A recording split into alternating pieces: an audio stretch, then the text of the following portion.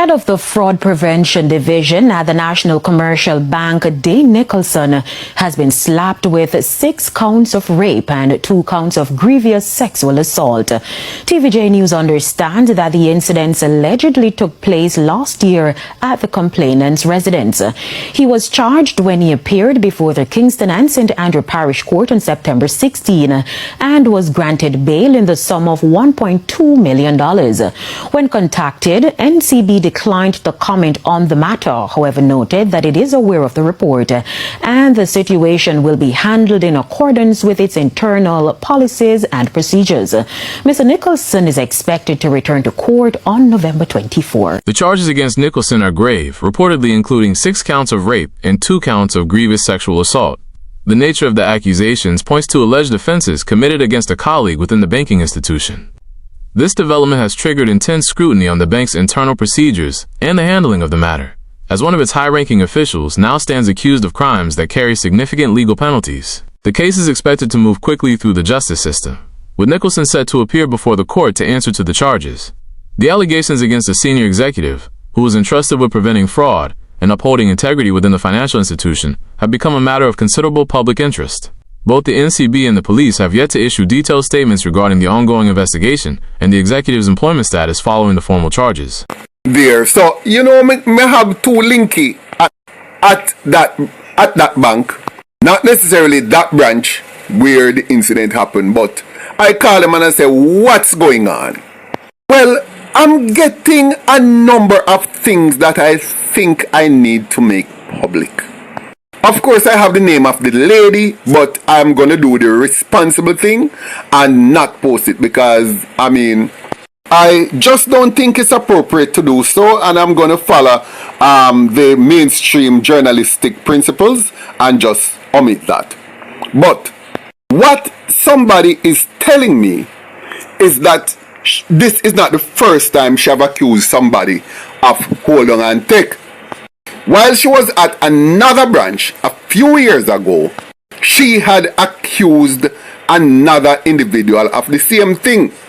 It just didn't make the news because the bank wanted to keep it hush-hush, and it seemed that she was paid some money and she was transferred to another branch. She was somewhat close to the person I spoke to, but from she was transferred to another branch, they would speak, but not to any great extent since then. The accused, however, he is a gallist. He has a reputation as a gallist. This individual knows him too and is rather a very charming, easygoing fellow. Very easygoing. And of course, he does his job very well. Yeah, she said that he gets along fine with everybody. He's not stuck up. He's not that stuck up kind of person. He is that vivacious, bubbly type of individual. And she know him as having principles. She said she was surprised when she heard that he had done this.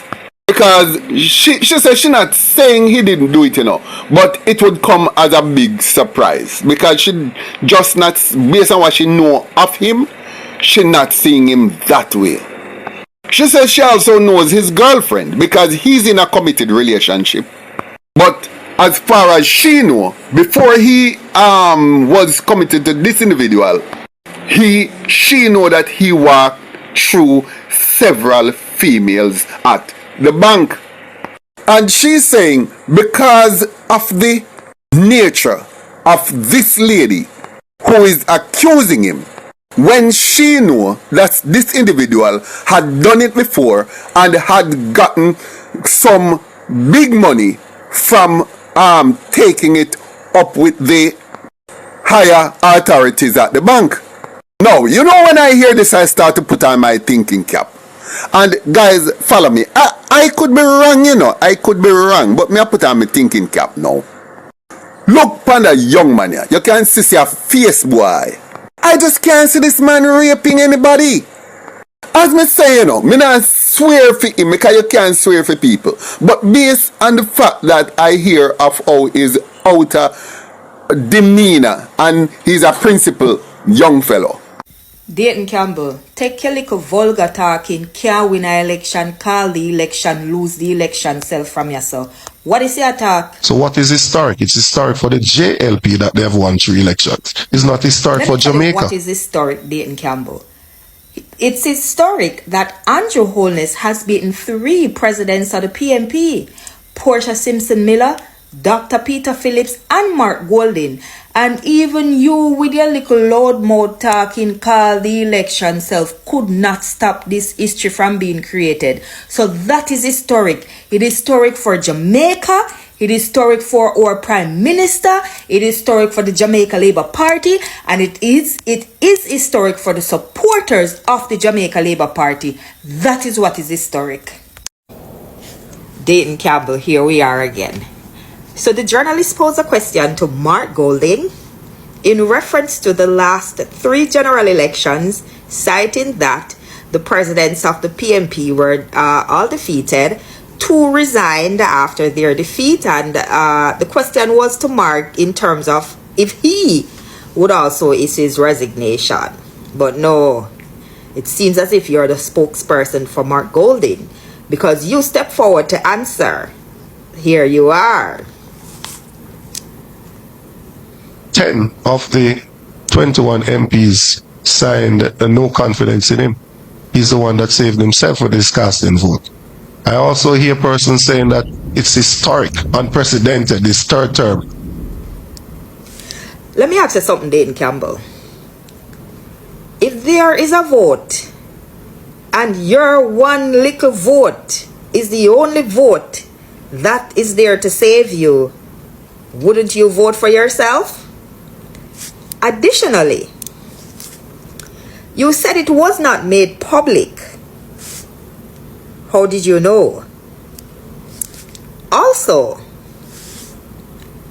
you're not talking about who is not in support of the PNP leader, because we are still aware that there are risers and there are one PNP persons within your party, but you're not talking about that.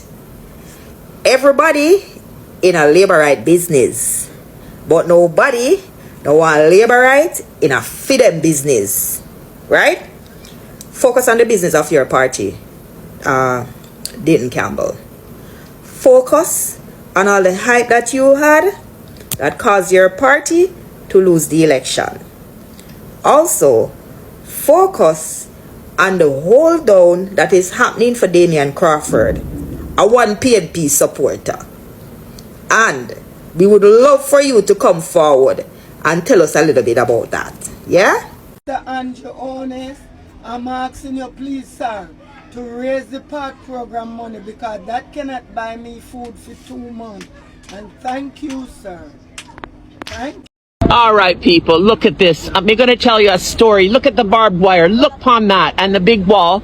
These poor vendors, they have to do this because of one greedy vendor inside Fair Prospect High School who, you know, it's like, why can't you share with the people? Let these people make a living as well to sell things to the school children. I think it's absolutely outrageous. Look at that. They have to stand on ladders with barbed wire. Make this go viral, Jamaica. Make it go viral. This Agwan, right in Fair Prospect, East Portland. Oh, bless these vendors, man. Bless their hearts. All right. Love and respect from Antipat. All right, people. Only we him now rule the country. I beg him if he did. Ross, she want Andrew for run Jamaica forever. And him now dead now. But hold on. What that mean? What do you mean by that? He must go be the Prime Minister as long as he have breath in our life. At the consent of the people. Yes, as long as he's not ready to resign.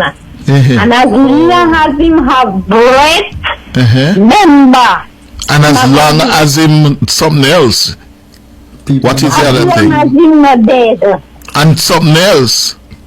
Oh, And as long as him continue to deliver for the Jamaican people. For the Jamaican people. And then they will have to decide whether they want him to continue. Yeah. Yeah. Yes. Yes, Mr. Hughes, I know Jamaican people are not idiot.